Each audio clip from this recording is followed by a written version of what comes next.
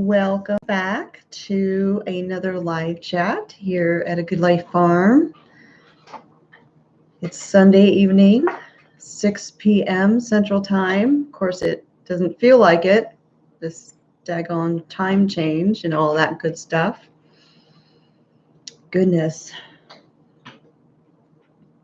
So I will just say in advance, if the dogs start going crazy, my apologies, because Mr. Smith is traveling. He mentioned that a week or two ago that he'd be doing some business trips, and of course he's out of town right now. He just left this morning, so the dogs are a little on edge because they always expect him to come home that first day, and every time they think they hear something outside, they start barking and going crazy because they think Daddy's home. So if they start barking and going nuts, that's why. Hello, Peggy.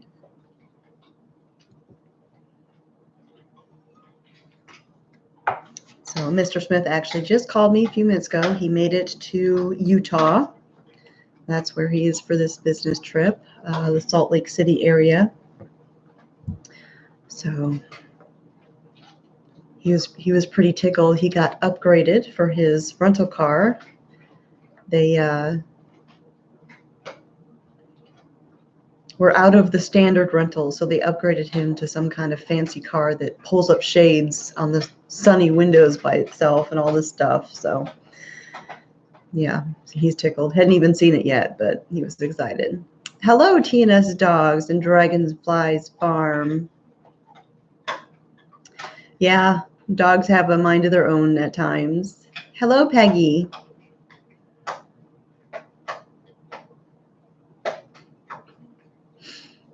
So I just got done eating dinner. I made a German soup recipe, one that I sort of shared on my blog a while back. It was in a video, and I never really posted an actual recipe post for it.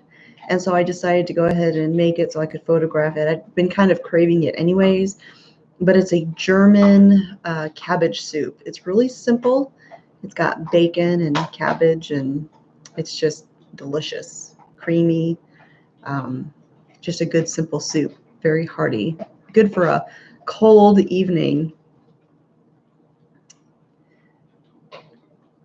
Happy Valley Homestead, love cabbage soup. What are you wearing? Did you crochet it? I am wearing a shawl or poncho, whatever you want to call it. I guess technically it's a poncho because it doesn't have an opening. I did not crochet this. This was actually crocheted by Bandana Grandma. I got it at the Homesteaders of America conference. She had a tent, and she was selling her crochet goods. I do crochet some, but I haven't ventured into something this ornate yet. Mostly I do blankets and scarves. Yep, it's one of the ponchos.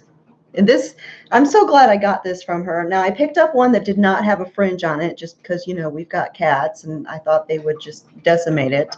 But it has turned into my morning routine. I get up every morning, and it's the first thing I do is I toss on the poncho, I grab my coffee, and I curl up on the recliner with the morning news, the local news, and Shotzi. He likes to get up on my lap and snuggle every morning. That's how we start our day while it's still dark outside.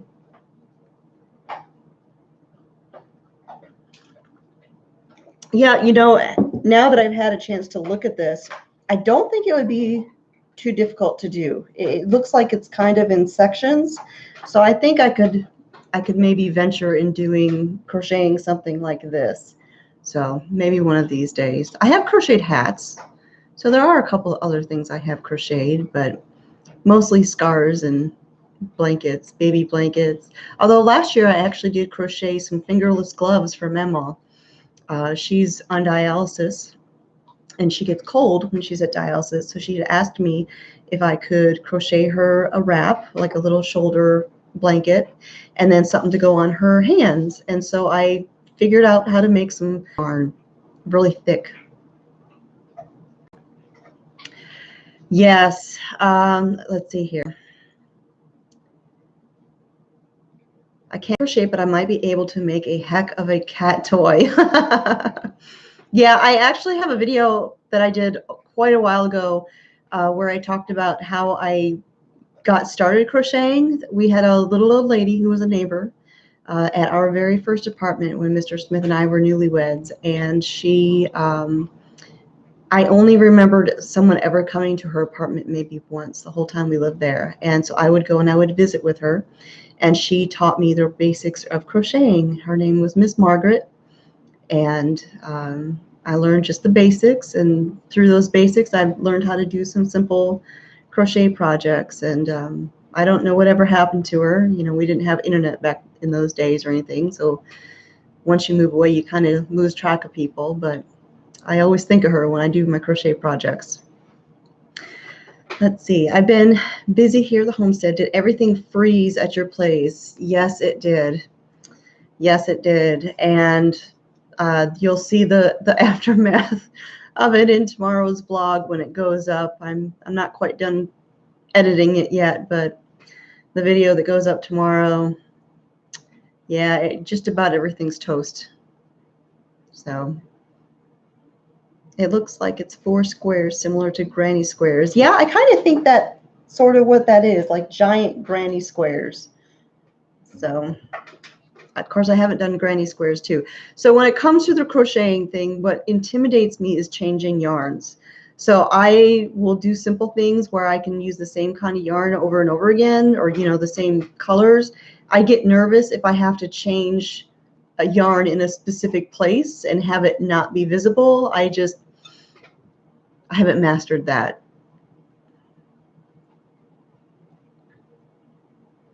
Hello, Kathy from Australia. It's Monday morning there. So I have a question. Do they do the daylight savings shift in Australia, or is it just us crazy Americans that do that? Sorry, it's one of my pet peeves. It drives me crazy. I don't think it makes any sense, and I complain about it twice a year. I'm cooking your kielbasa stew, and I don't have any parsley. What can I substitute for it? Honestly, because it does have thyme in it, I think you could probably just go ahead and leave it out. Maybe a little bit of cilantro, but not if you don't like cilantro, of course. Some people have a genetic disposition and cilantro tastes like metal or dish soap to them. So if you have that DNA marker, of course, you don't need to use that. But maybe a little bit of parsley. You could also use a little bit of oregano. It would add a little bit of a little more flavor to it, but I've done it like that before too. Hello, plain speaker. Yeah, the changing of the time, I just don't get it. There's been a battle about daylight savings time for decades. We should just stay on daylight savings time. It's a pain. You know, I don't care which way it stays. I just want it to stop. I don't care if it stops in the spring or if it stops in the fall. Just pick one and stick with it. That's my philosophy. Yes, we are on daylight savings here. We are into spring here, so we have the extra hour of daylight in the savings in the evenings now. Oh, goodness. So it's not just us crazy Americans that do this.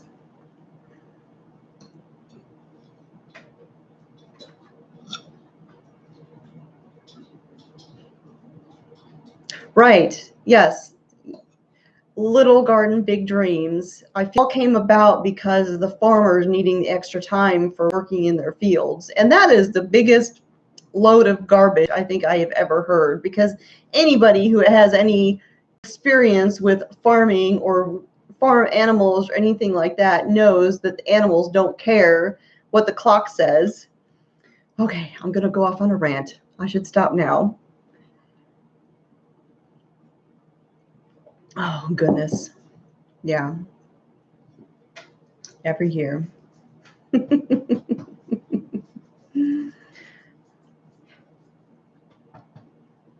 Hi, Shotzi. Shotzi snuck into the kitchen again because he can.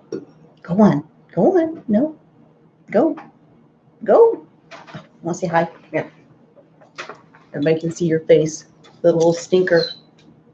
And then the other dogs go crazy because he's in here. Go on. All right, out. Oh, goodness. My dog still wanted breakfast an hour early. Tell me, yeah, see, someone mentioned cabbage soup. Is there a recipe on your channel for it? So I did share that recipe in a video a while back. It's probably still, well, I know it's still on my channel somewhere, but I don't know if I have a recipe card for that post. I will be posting that recipe on my blog, cosmopolitancornbread.com, this week.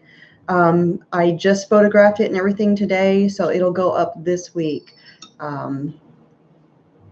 Yeah, it's a very simple soup. It's a German recipe, and I absolutely love it. And so even though Mr. Smith's out of town, I made this great big pot of soup, and I won't have to cook for a couple days. Cindy, no, I did not. I did not make this. This is a poncho that I got from Homesteaders of America conference from Bandana Grandma. She crocheted it. Yeah, plain speaker, that would be nice. Let's see here. There we go. Hopefully we won't have too many trolls. We've done pretty well so far at this point. Just a couple here and there that we've had to deal with. And wrestling dogs.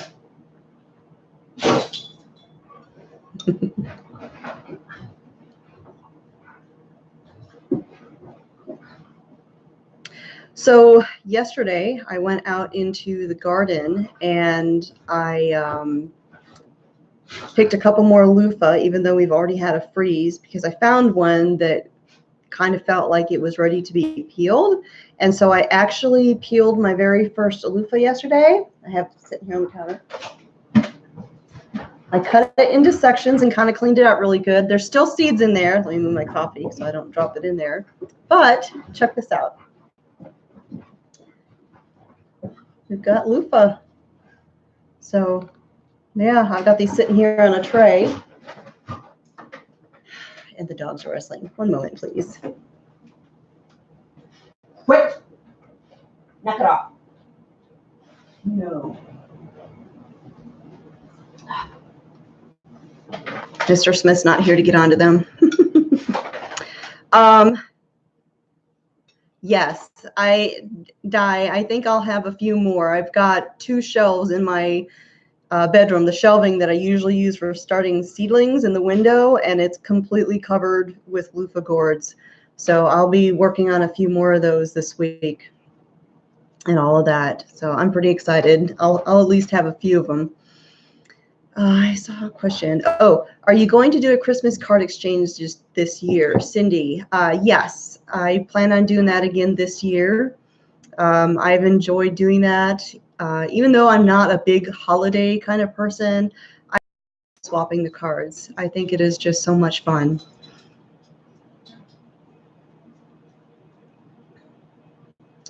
Plain speaker, I don't know what you do with those. Are you talking about the loofahs? Those are scrubbers. You can use them as exfoliating in the shower for your skin. A lot of people will buy them like that. They're already dry and use them in the shower. You'll see them sold often with natural soaps and things like that. But then you can also use them in the kitchen as a scrubber in the kitchen. They actually call them, some people call them dishcloth gourds. TS dogs and dragonflies. I'm growing that next year. Any tips? Give it a lot of room. So I have a cattle panel trellis out in the front garden, and that is where I planted just a few. I planted 4 loofah plants. Accidentally, I only intended to plant 3, and I accidentally dropped a seed and started one on the other side as well. That thing completely overtook the entire trellis, and I was going out there every couple of days and actually cutting it back because the vines would just go everywhere. I mean, it grows like kudzu.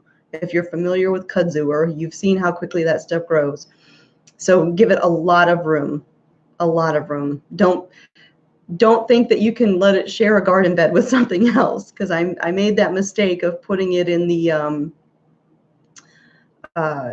same bed as the tomatoes, thinking I'll have the tomatoes on this side and the loofahs will just go up the trellis. No, I was constantly having to cut it off the tomato plants that were in that bed. I used to buy loofahs, but they became moldy. I wonder if there's any way to prevent that. The store-bought ones, I've had them do that as well, and I think it's partly because they tend to be really, really thick. These ones that I grew have thinner walls, possibly just because I didn't let them mature as long as they could have on the vine. But usually it has to do with moisture. Like if you leave it sitting on the tub shelf or the ledge or something like that. You could also occasionally dip it in bleach water if you had to.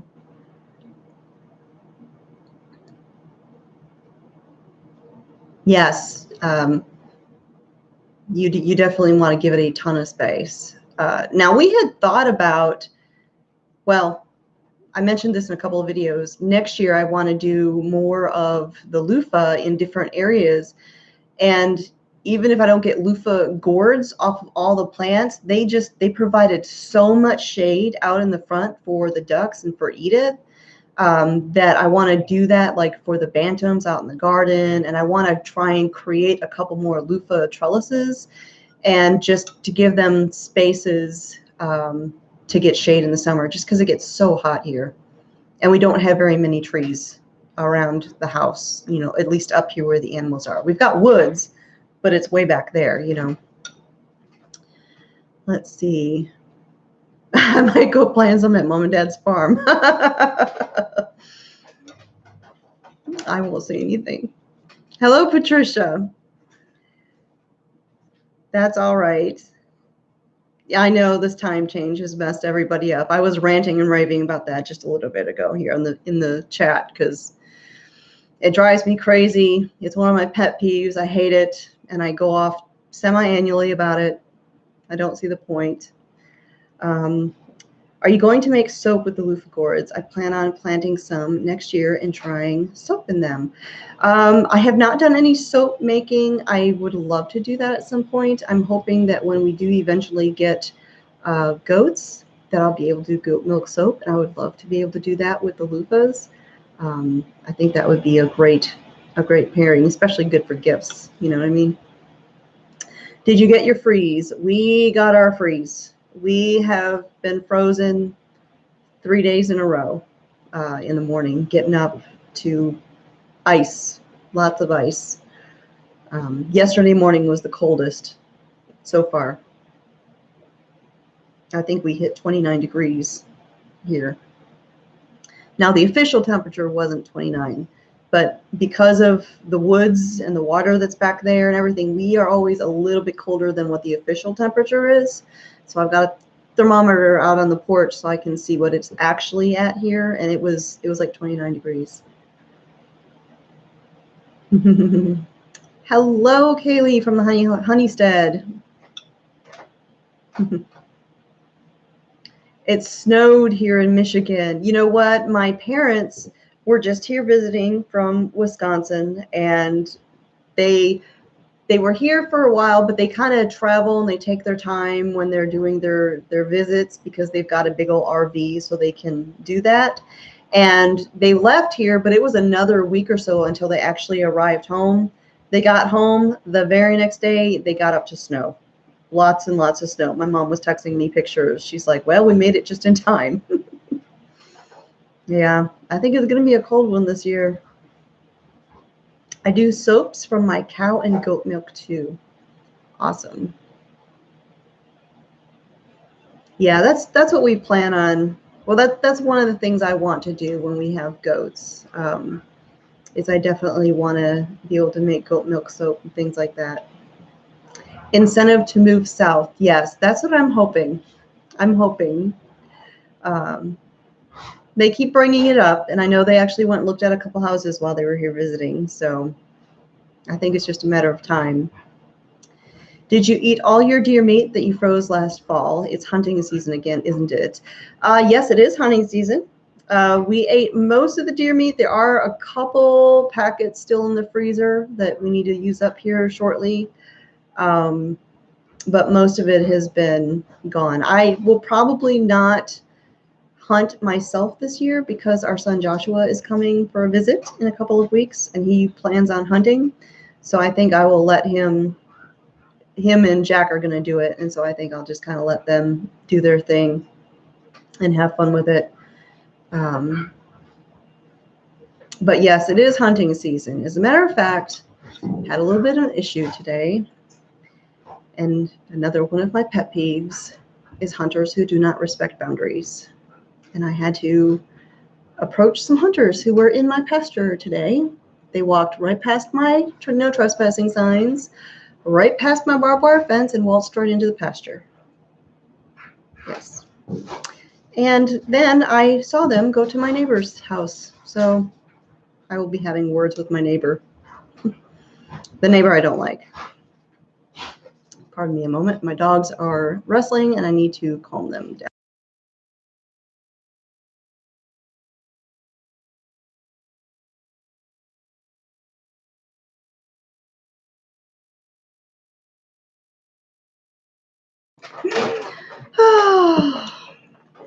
The dogs. Hello, Mary Alice. Oh, yes. The Living Traditions duck house. I saw that. That is exactly what I was thinking. That would make a really good goat shelter. If you guys haven't seen it, Living Traditions just made this really cool duck house out of pallets. It's pretty cool. Yeah, I was thinking something like that would be perfect.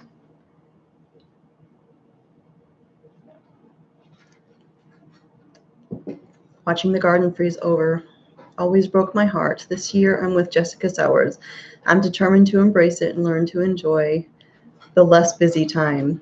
That's kind of where I'm at. I'm sad to see the garden go, but I know I have so many other things I need to do. I've got so many projects and things I want to finish, like the rest of the kitchen here, that I need to be appreciative of the time that I have to be able to do those. So, because I know it will be a blink before spring comes again, and I'll be in the garden all day, every day, and I'll have no time for anything else. Matter of fact, we were talking about Memal coming for a visit again, and when we should have her do that. And I'm like, well, I think before March would be good, because I know once around March shows up, it's gonna be crazy here again. So, and I don't want her coming to visit when I don't have the time to give to her. I don't want to be out in the garden and have Mamaw sitting here in the house. I want to be able to spend the time with her and enjoy time with her. My son made a big shed and a playhouse out of pallets. Pallets are such a great resource. I mean, there's so many things you can do with them. I was given a huge primitive cupboard this week, so I've been getting it all set up in my special rooms, Prairie Girl, and Cowboy. Oh my goodness, I can't talk. Prairie Girl and Cowboy Homestead. I saw that on your Instagram. It is beautiful, beautiful. What a gift to receive. I homeschool our 4 small children, so I need a break to do so many things in the house in addition to school. I have been there. We homeschooled our kids, or I homeschooled our kids, and yeah, so I understand that. That is a commitment, but it's a commitment, but it is a season that is definitely worth it.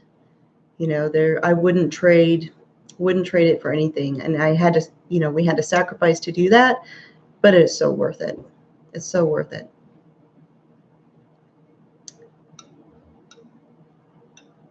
The honey said, everything mellows out here as well, but this is our time that the wood milling ramps up. Oh, yeah, I bet it does.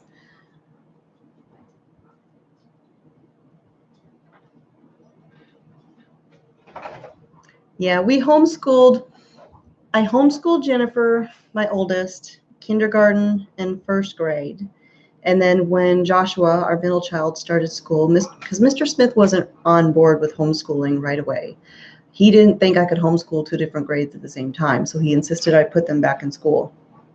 And we did for just a couple of years. And then when Jennifer got to be about 5th grade is when we moved back towards the homeschooling. And then and it was just her that year. And the following year, I homeschooled all 3 of them. And then that was it. It was just homeschooling from that point to the end. That's just what worked for us, you know. And he wasn't on board with it at first, but once we really started doing it, and where we were at there in North Carolina had such a humongous homeschooling community, and there was so much to do. And, you know, he was able to see that there was really nothing the kids were going to miss out on that they would want to do. We had a prom, we had a football league, my daughter was in choir. There was more things than you could ever possibly do. And so by having that community, it made it easier for him and the rest of the family to see that this is actually a legitimate thing, and that I wasn't some religious zealot who was, you know, locking my kids in a closet. Yes, 3 grown kids. My youngest is 21 and my oldest is she'll be 27 this year.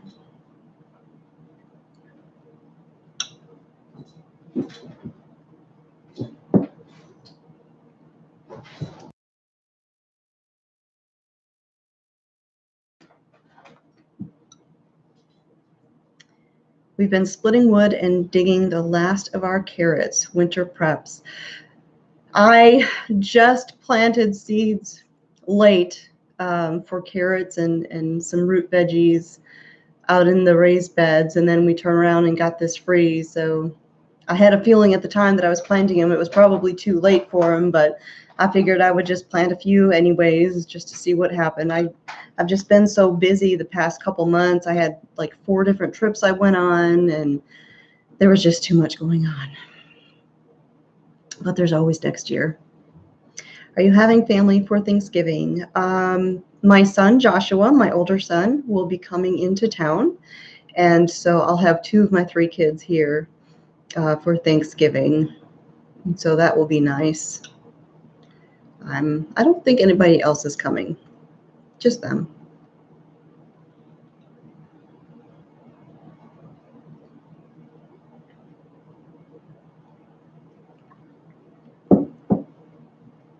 All right, so what did everybody have for supper tonight? Y'all know I had German cabbage soup. So I'm curious what everybody else had for dinner tonight. And have you guys all frozen? I mean, it seems like this cold has just come across the country, like everywhere.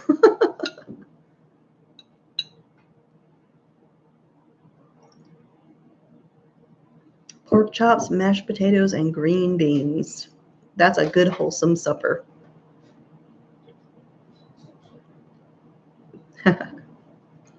Thank you, Plain Speaker. Spaghetti sauce, and cooked it for several hours.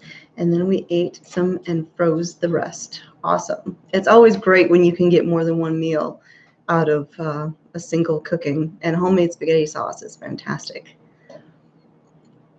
Beef roast, spuds, carrots, and squash, all from the homestead. Wonderful. Colorado just came out of a deep freeze. Just popped in to say hey. Hello, Mimsy's Garden. Thank you. Oh, goodness. Yeah, my laundry room is, I call it the pit of despair. It's it definitely, it's desperately needing to be organized. So that'll be on my list of things to do here soon too. Yep, completely understand. Super Sunday, and everyone came over with different soups. I made cheddar broccoli and fresh bread. Oh, that sounds fantastic. What a great idea.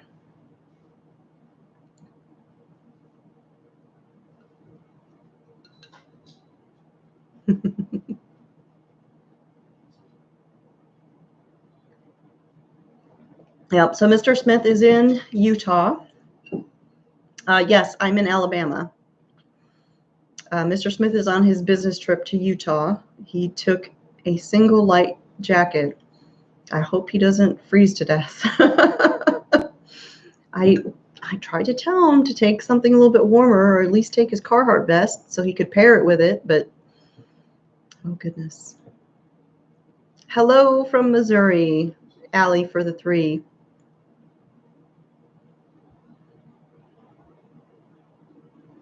Oh, well, that's not good, Midge. Hope you guys get to feeling better soon. It's going down to 33 tonight, but 60s high. I don't know what the highs are supposed to be this week. It's supposed to be chilly for most of the week, but I don't think it's supposed to freeze all week, at least not until later this week, like Wednesday or Thursday, I think. It's supposed to come back. I don't know.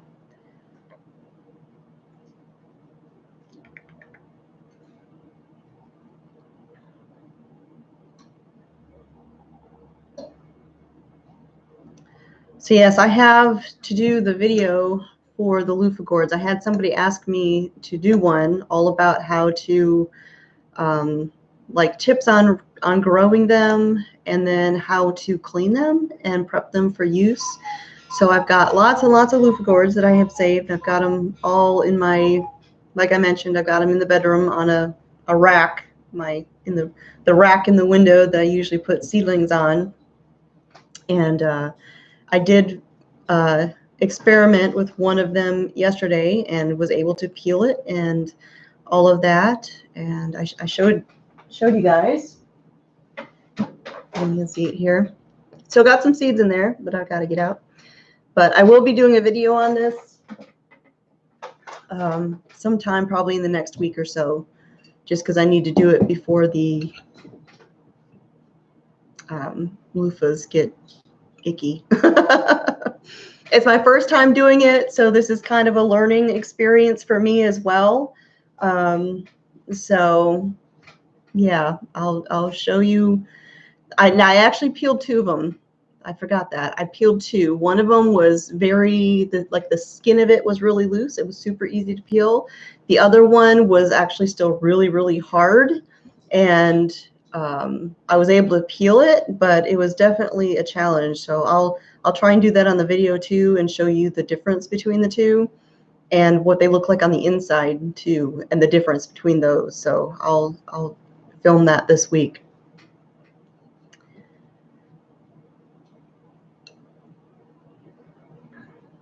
Yeah, goat milk soaps would go very well with loofahs.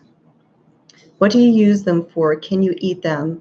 So the younger ones, the small loofah gourds, when they first start growing and they're just about yay long or so, and they're thinner, those are actually very edible. You can make soup out of them. You can saute them.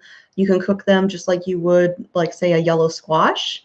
And then as they get larger, because they get so fibrous, they're not really edible anymore. And so then what you do is these, if you look at it, you can see how very fibrous it is.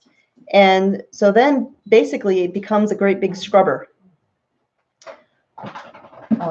Some people will actually call these dishcloth gourds because you can use it for washing your dishes and scrubbing your dishes. You can also use them as an exfoliator in the shower. That's how you usually see them sold. They're usually very dry and very brown when you find them in the store, and hard as a rock, and you wouldn't want to use them on your skin. But you've got to let them soak a little bit. So That's basically what loofahs are. And it's so funny because when I mentioned that I was growing loofahs in the garden, I don't know how many people told me that they had no idea that you could grow loofahs because they thought it came from the ocean. They thought it was like a sea creature. And I mean, I lost count how many people said that to me. So it was pretty neat.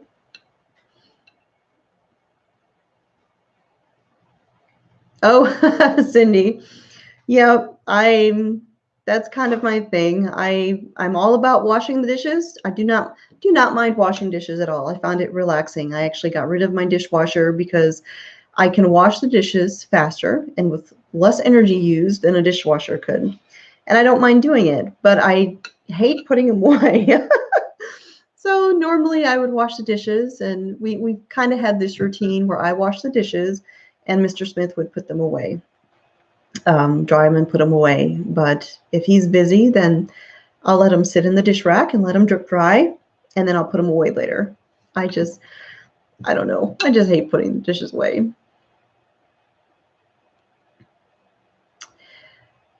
Will they mold after you have dried them for use? They shouldn't. I know someone else mentioned a little bit ago that they had problems with loofahs molding, the ones that they got from the store, and I think it's kind of like sponges. If you leave them in a place where they can have where there's a lot of moisture, they might do that. But I know people have said that they've had the same loofah for over a year sitting on their kitchen sink, and because of where it sits and it dries, it stays good.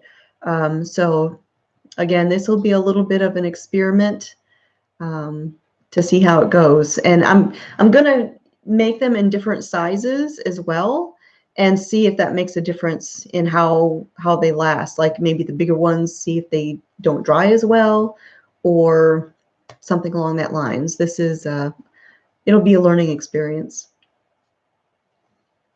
Yes, you can buy loofahs on a stick. I have seen that. I don't know if you guys saw it. Baker Creek had a little video that came out this week on their YouTube channel, and it was a mature gentleman who was peeling loofahs and then using them in the bathtub, and he was using like entire gourds that were peeled and scrubbing with it. I don't know that I would do that, but it was an entertaining little video. Thank you, Plain Speaker, for taking care of that.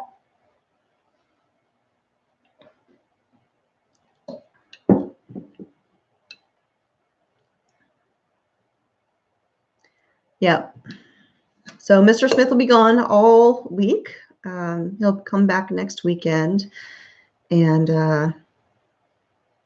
I don't know I think he said he's got another trip coming up here before too long, but there was one he was going to do, but he canceled that, and he had somebody else do that one because it would have been while Joshua was going to be here in town, and he didn't want to be traveling while Josh was in, just because he hasn't been able to see him in a bit. So while the family's here, he wants to be here, so that's totally understandable.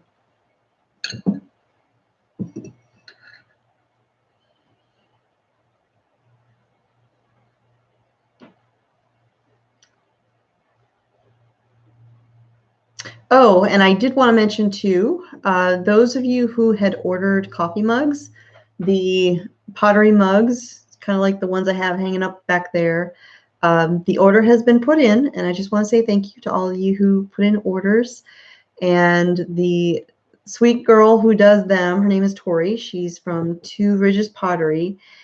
She just got back from a trip to Iceland, and so she will be doing the order. Last time when I put the order in, it took about 4 weeks to get my mugs back, and so hopefully it'll be around that time this time as well.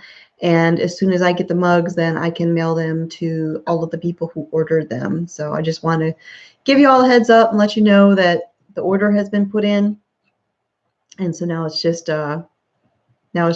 to wait for those mugs. And I ordered some more myself as well, because I had one that Mr. Smith absolutely loved, and I didn't have any of them for us. So those were ones that people had purchased. So, and then I came up with a couple other variations that I want her to make for me, so I could see if I like those ones as well. So she's very creative. Thank you, Plain Speaker. Oh, I don't know if you saw my message the other day. I put a comment thanking you for the package that you had sent me. I didn't know if you had seen that, and I just wanted to make sure that you knew that I got it, and I wanted to say thank you. No, I did not put that wreath together. That was one I picked up at a little bit of a craft fair sort of thing. There was a lady there that was selling those, and I thought it was very pretty, and I liked the colors, and I thought it went well in my kitchen. So I used to do stuff like that. I used to be very crafty, and I would make all sorts of things.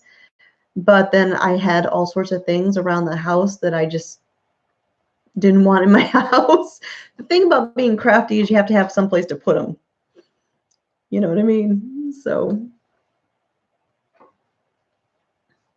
no, they're not real. They're like the little foamy sort of things that you can get at the craft store, like Hobby Lobby, in the little like in the floral section. Are your bunnies making it all right with cold weather? Saw you putting straw in with them in your video. Oh yeah, you know, the rabbits actually do better in the cool weather as opposed to the hot weather. Now, I know some people were wondering why I put so much straw in the house, because I filled it all the way to the top of the house, but they will get in there and they will like burrow into it, but then they'll also get up on top of it and kind of pack it down. And so it looks like there's a ton of straw in there, but once they get in there, it's perfect for them because they can burrow into it and get nice and warm. And so they do really well. The only issue that we have with the rabbits in cold weather is their water freezing. And so we have to have multiple water bottles because of that metal spout that's on them. Those freeze really easily. And so I will have 3 sets of water bottles for each rabbit. I'll have one set that's out there, one set that's ready to go, and another set that's usually frozen and thawing. And so I've always got multiples just in case.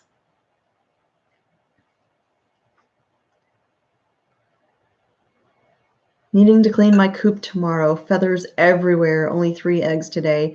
Yeah, we had to just clean, well, the 2 coops that are cleaning types of coops, because we've got 3 chicken coops altogether. We've got the big coop, my original coop. We just cleaned that out this week. Did a thorough cleaning, and yeah, there's feathers everywhere. Between the ducks and the chickens and the goose, it almost looks like it's snowing out there. It's crazy, but yeah, we've got somewhere around 25 hens, and I think we got 5 eggs today. 5 full-size eggs today. We've got a couple bantams too, and so we got a couple bantam eggs, but yeah, as far as the laying hens go, we only got 5, so it's just that time of year. Learned something about pumpkins in the South. Buckskin pumpkins did well at my neighbor's house. Now, what are buckskin pumpkins? Is that a particular variety, or is that a type of pumpkin? Because I know there's different types, but then you've got varieties as well. I don't think I've heard of buckskin. A type, okay. So we had pumpkins out in the garden. I had them growing. They were doing well.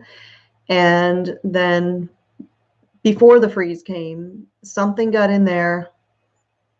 I don't know what, because I have it fenced. So I don't think it was a rabbit. And I don't know what it was, but something got in there. And all those little baby pumpkins I had on the vine were gone. Every last one of them. So a bulldog pumpkin, that is interesting. I will have to look that up. I've never heard of those, buckskin or bulldog as a variety. Very interesting. Yeah. 7 of our grandkids got our homegrown pumpkins for Halloween. Aw. Yeah.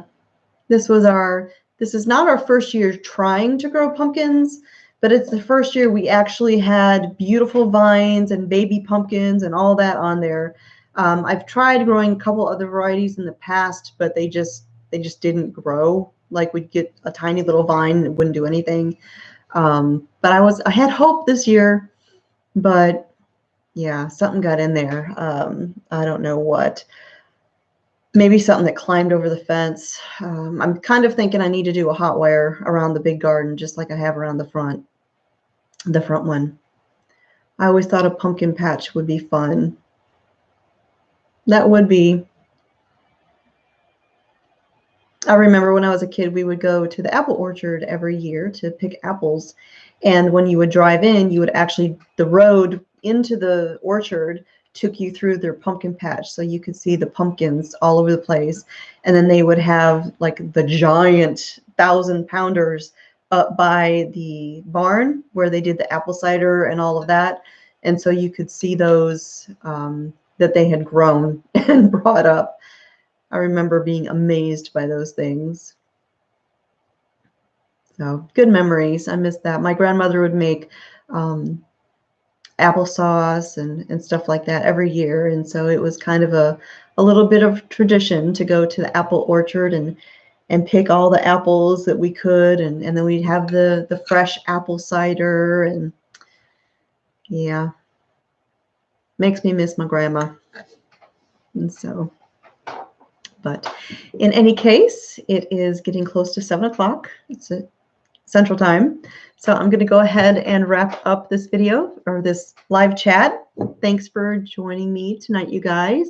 Hope you have a great week. Those of you who've got cold weather coming in, stay warm.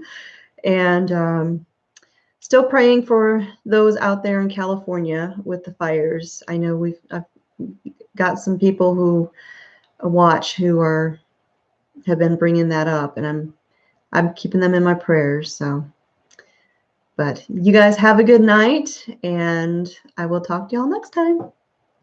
Have a great week, you guys.